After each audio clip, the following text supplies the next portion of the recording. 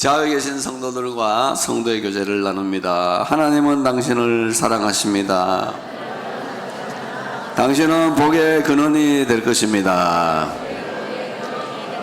예배하는 당신에게 하나님은 강림하여 복을 주십니다. 아멘. 말씀대로 예배하는 이 시간 하나님이 강림하셔서 각 사람에게 충만하게 복을 채워주시기를 축원합니다. 모든 죄를 사하시고 모든 병을 고쳐주시며 생명을 파멸해서 구속하시고 인자와 긍휼로 간을 씌워주시고 좋은 것으로 소원을 만족케 하시고 청춘으로 독수리같이 새롭게 날아가는 귀한 은혜를 주시기를 축원합니다. 제가 대림 삼동에서 목회할 때 고신측 목사님 한 분이 교인으로 오셨습니다. 자기의 신분을 드러내지 않기 위해서 집사님이라고 불러달라 그렇게 말씀을 하시고 교회를 다니셨습니다. 어느 날 밤에 집에 좀 와달라는 가족의 전화가 있어서 갔더니 이제 임종을 앞둔 시간입니다. 목사님이신데 죽음이 너무 두렵다고 합니다. 죽음보다도 죽음 넘어서 만날 하나님이 너무 두렵다라고 이야기를 합니다. 그러면서 내가 지금 목사님께 죄를 고백할 것이 있습니다. 이것을 토설하고 가지 않으면 하나님을 못 뵐 것 같습니다. 그러면서 자기의 죄를 말씀해 주시고 사해해 주시도록 기도해달라 해서 기도해 준 적이 있습니다. 평생 동안 어떤 죄가 있었는데 정당화했습니다. 합리화했습니다. 근데 이제 하나님 앞에 서야 될 시간입니다. 그게 합리화되지 않는 거예요. 합리화시켰던 과거가 지나가면서 저를 불러다가 회개하고 죄사함의 기도를 해달라는 말씀을 주셨습니다. 인간에게 있어서 가장 위대한 점, 유대인들은 인간의 가장 신비한 점이 무엇인가? 그 첫 번째로 이야기하는 것이 양심을 가지고 있다는 것입니다. 하나님을 만나는, 죽음을 두려워하는 사람은 우리 예수 믿는 사람도 거의 없고 안 믿는 사람들도 잘 없지만 그 2차적인 게 더 두려운 거예요. 하나님을 내가 만났어. 하나님의 뜻대로 살지 못했는데 내 삶은 도대체 어떻게 되는 건가? 이것이 두려운 것입니다. 사람들이 뭐라고 하든지 간에 나만 아는 게 있습니다.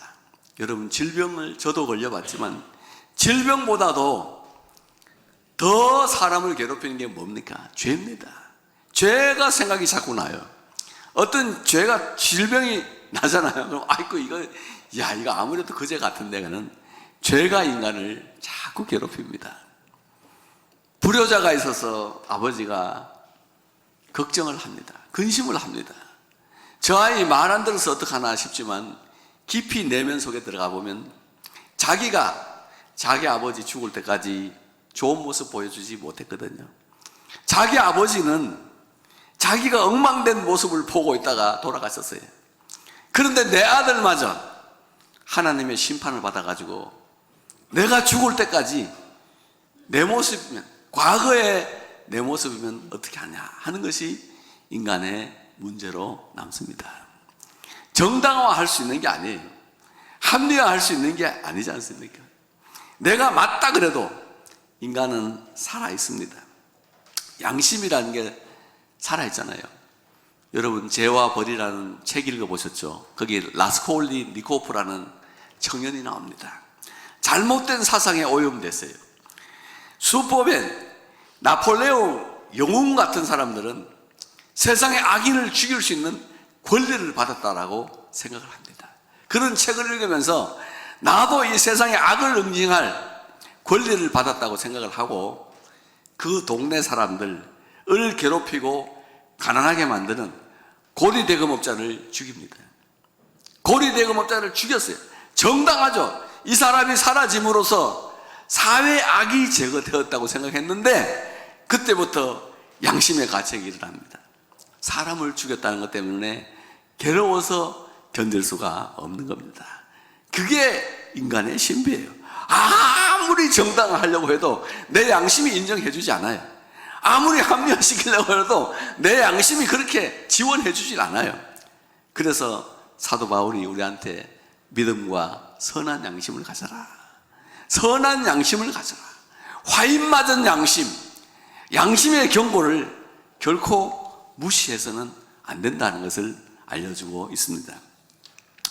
두 번째로 인간의 신비는 지금 여기만 살 수 있는 피조물이라는 겁니다. Now and here만 살아갈 수 있어요.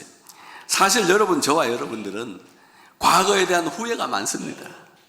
미래에 대한 불안도 많아요. 그래서 과거를 후회하면서 과거라는 시간 속으로 돌아가서 그걸 바꾸고 싶어요. 정말 내 삶의 새로운 그런 짓을 안 하는 걸로 내가 바꾸고 싶어요. 그러나 바꿀 수가 없어요. 불안도 마찬가지예요. 미래의 불안을 제거하기 위해서 내가 미래를 갈 수 있는 것도 아닙니다. 인간은 오직 지금이라는 시간과 여기라는 장소밖에 살지 못하는 것이 인간의 신비입니다. 깊이 들어가면 들어갈수록 어려운 일들이 생기는 거거든. 후회하면 후회할수록 삶이 개선되는 게 아니라 더 현실의 삶이 어려워지고, 불안하면 불안할수록 인생이 더 어려워지는 겁니다. 하나님은 이런 우리 인생들을 주일날 교회로 부르셨습니다. 무슨 시간입니까? 지금 이 예배 드리는 이 시간, 과거의 죄를 다 씻어주고 사하고 계십니다. 흘리신 피로 다 씻어주고 계세요. 그러면서 말씀하고 계십니다. 내가 너와 함께하리라. 내가 너와 함께하리라. 내가 너와 함께 그 불안한 미래 속으로 같이 들어갈 것이다. 그러니 너는 아무 불안도 갖지 말라고 이야기하는 거 아니겠습니까? 여러분, 쇼생크 탈출이라는 영화를 많이 보셨죠? 거기에 보면 뭐 사람들이 주인공 앤디가 비를 맞는 장면이 최고의 장면이라고 하는데, 나는 그거보다는 그 모건 프리먼이라는 흑인이 있잖아요. 그 가석방 심사를 받는 데서 당신 교화됐냐 안 교화됐냐니까 교화되지 않았다라고 스스로 이야기합니다. 나 교화되지 않았습니다. 그러나 40년 동안 감옥 생활을 했습니다. 내가 만약 40년 전으로만 돌아갈 수 있다면 그 철없던 꼬마에게 분노를 내려놓으라고 말할 겁니다. 그렇게 했잖아요. 그렇게 하니까 석방시켜서 나와가지고 사는 이야기죠.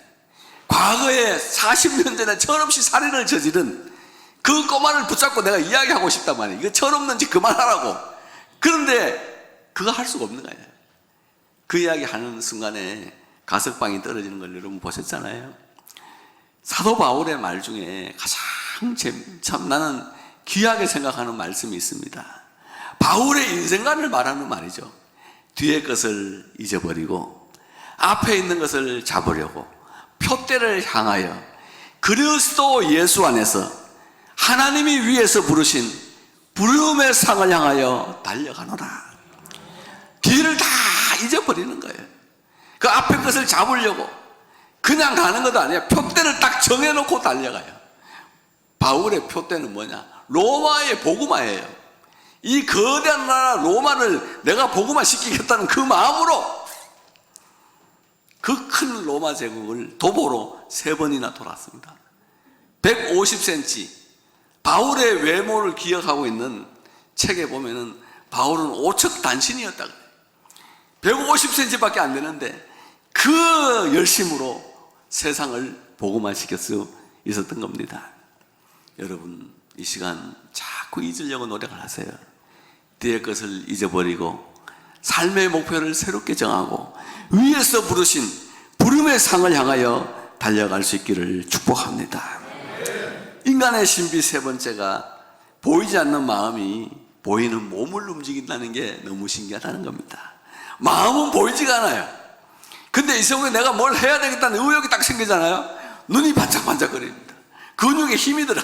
그래서 내 몸이 막 앞으로 전진하고 뭘 이루어낼 수 있는 힘을 준다 이거지.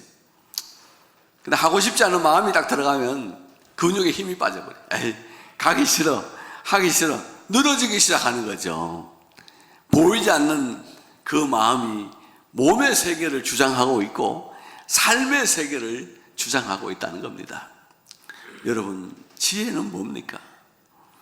솔로몬이 이 세상에서 존재했던 사람 중에 가장 지혜로운 사람이에요. 가장 지혜로운 마음을 가졌던 사람인데 성경에 솔로몬에게 솔로몬을 뭐라고 기록하고 있습니까? 하나님이 솔로몬에게 바닷가의 모래같이 넓은 마음을 주시되, 바닷가의 모래와 같이 넓은 마음을 주셨어요. 그래서 유대인들은 넓은 마음을 가진 자에게 하나님은 큰 복을 주신다. 넓은 마음을 가지시기를 축복합니다. 마음이 자꾸 좁아져요. 좁아지다 보면 사람의 말 한마디가 걸려가지고 이게 넘어가지를 못해. 그래가지고는 하나님의 복이 임할 수 없어요. 넓은 마음을 가지고 살아가는 것이 중요합니다.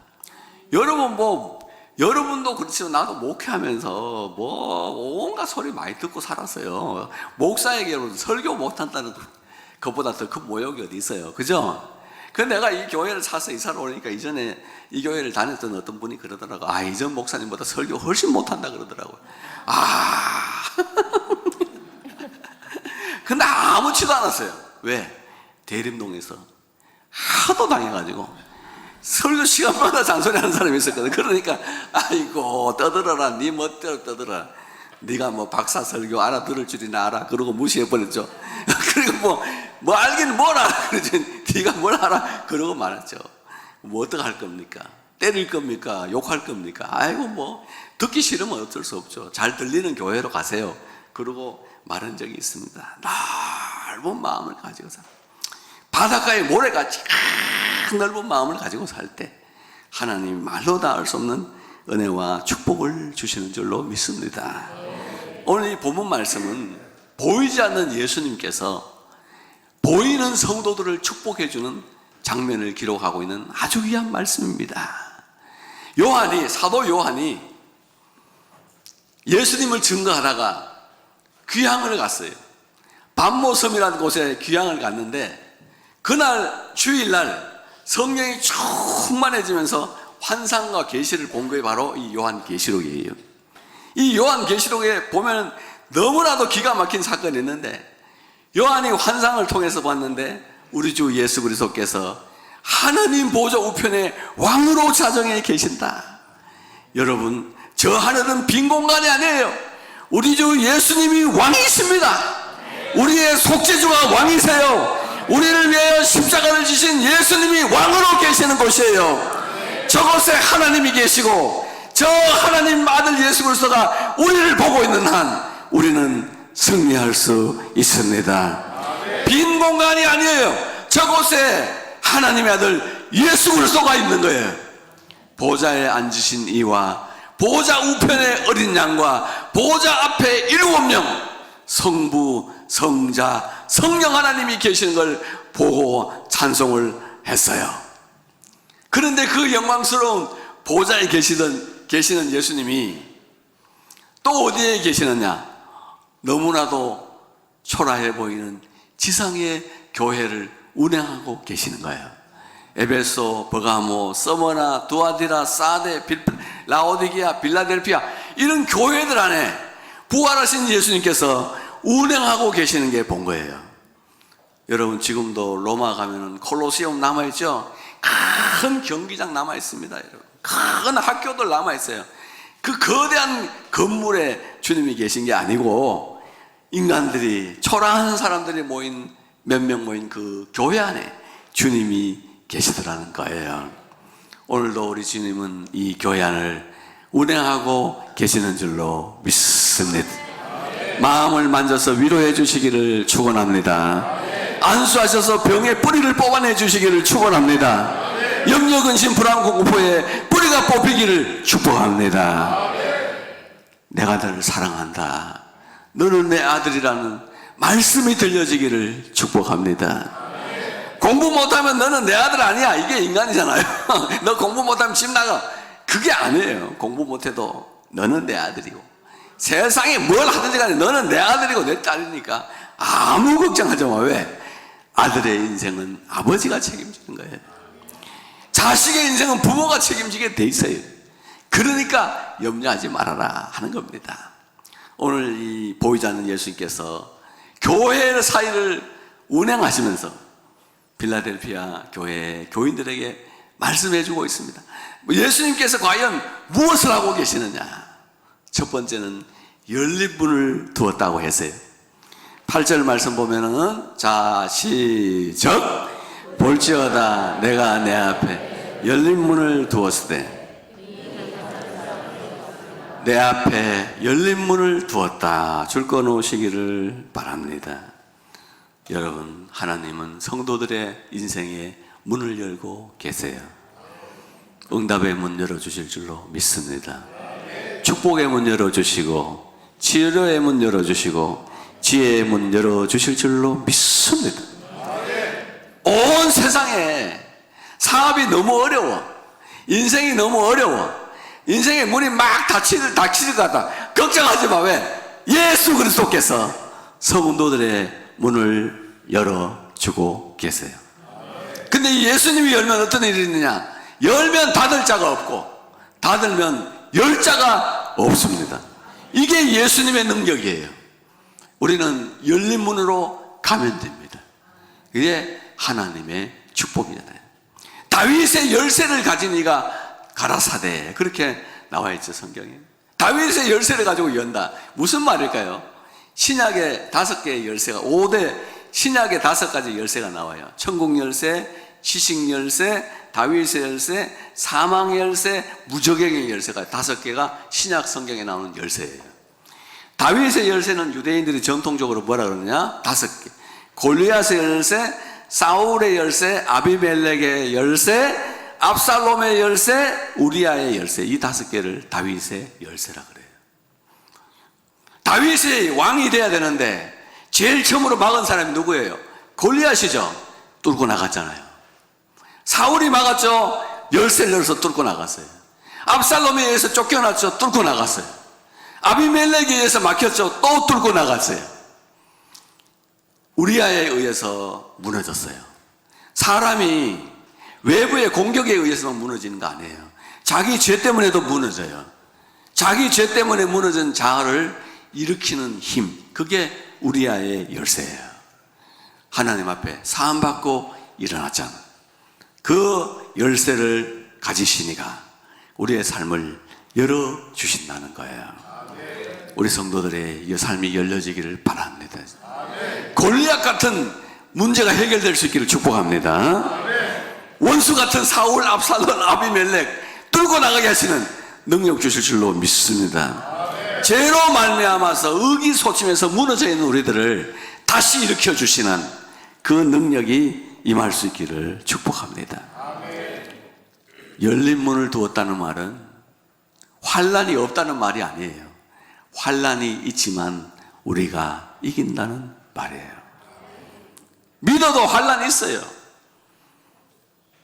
교회 다녀도 환난이 있습니다. 그러나 예수님께서 뭐라고 하셨어요?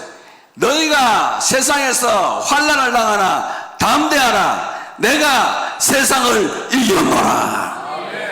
이기신 예수님께서 우리에게 능력을 주시면 우리도 세상을 이길 수가 있어요.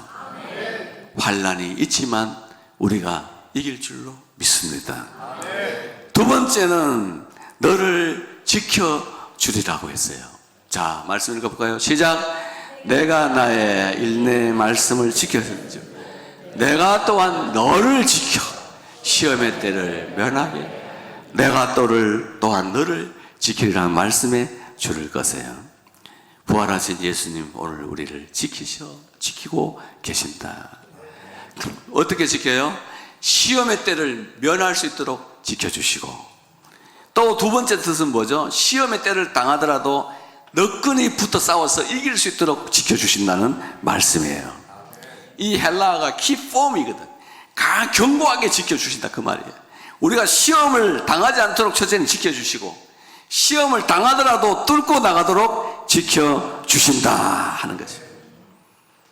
교인들이 자식을 향한 소원이 뭡니까? 그러면 뭐예요? 첫째는 건강하고 환난 당하지 않고 잘 사는 거겠죠. 그죠? 그게 소원이죠. 또 환난을 당하더라도 이기는 거. 이게 성도들이 자기 자녀를 향한 소원이잖아요. 그러니까 이 교회를 목회하는 목회자의 소원도 똑같아요. 나는 여러분들이 시험의 때를 다 면하고 모든 환난에 하나도 안 들어가기를 축원합니다. 그러나 혹시 들어가더라도 이기시기를 축원합니다. 이기면 짜릿해요. 요셉처럼 이기고 빠져나오면 갑절의 복을 받고 더 짜릿하고, 요셉처럼 빠져나오고 다니엘처럼 사자굴에 시험을 당하지만 이길 때 진정한 승리가 있는 거예요. 하나님께서 우리를 이기게 하시리라 하는 겁니다. 내가 너를 지켜 시험의 때를 면하게 해주리라. 하나님 말씀하고 계시죠. 이제 마지막에 말씀은 뭐죠? 12절에 이기는 자는 내 하나님 성전에, 자 시작, 이기는 자는 내 하나님의 성전에 기둥되게 한다는 말씀에 줄을 끊으시기를 바라요. 예수님은 오늘 우리를 성전에 기둥이 되게 하세요. 교회에 기둥 같은 일꾼이 되게 하신 줄로 믿습니다. 처음에 교인들 교회 올 때 보면 너무 초라한 모습이에요. 세상 죄를 지고 사단에게 시달리고 사람에게 눌려가지고 오는 그 모습을 보면은 정말 탕자가 집에 오는 그런 모습으로 와요. 근데 한 5년 정도 다니고 나면 예수 이름 알고 예수의 피로 죄 씻겨지고 믿음으로 살아가죠. 그러면서 사람이 든든히 서가기 시작해요.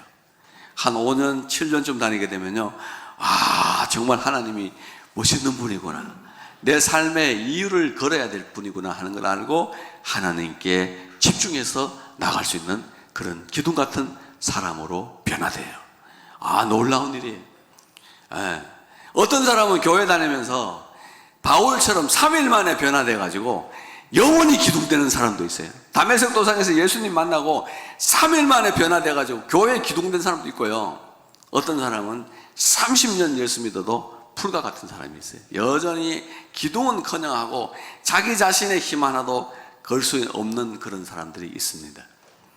오늘 우리 교회에서 중직자를 뽑는데 기둥 같은 분들 세워줘서 감사하고, 좀 하세요. 아, 목사님 나 못해요. 너무 무겁다는 말이거든요. 안 하셔도 돼요. 다음에 힘 주시거든 하세요. 차라리 안 하겠다는 사람이요, 풀 같은데 나 좀 시켜주세요 하는 사람보다는 나아요. 잘 모르겠어요. 내가 볼 때는 그게 안 돼. 안 되는데 우리 장로님들이 볼 때도 안 돼. 그런데 나 좀 시켜주세요. 그런 사람들이 있어요. 그렇게 하고 싶어요. 대표기도 한번 하고 싶대. 아, 믿음 좀 좋아지면 시켜줄게. 그렇게 말씀드리고 있는 거예요. 하나님께서 우리를 기둥으로, 여러분 성전의 기둥으로 살아가면요, 죽을 때 아무 염려 없습니다. 아까 말씀드린 우리 목사님 그렇게 불안해 하세요. 죽음 앞에서 그렇게 해서 불안해서 내가 로마서 3장을 펴서 읽어드렸습니다.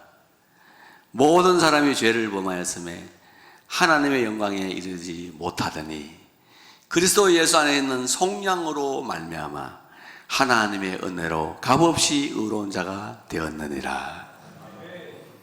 사람이 의롭게 되는 것은 율법의 행위로 말미암음이 아니요 믿음으로 말미암는 줄 우리가 인정하노라. 그 말씀을 읽어드리고, 사람이 의롭게 되는 것은 믿음에 있습니다.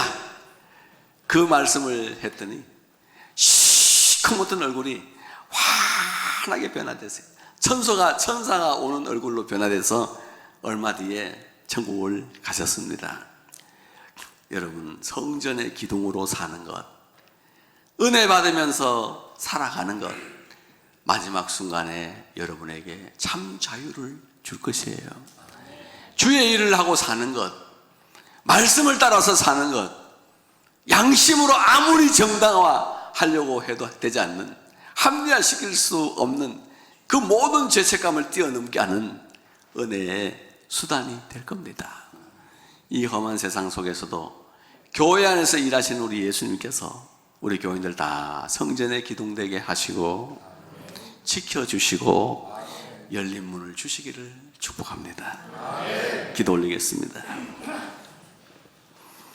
하나님, 우리 인생들의 마음에 양심을 심어 놓으시고 결코 정당화될 수 없는 죄의 문제를 가지게 하시고 그 문제를 알고 예수 그리스도의 피로 씻김받기 위해서 나온 백성들을 긍휼히 여겨주시고 축복하여 주시옵소서.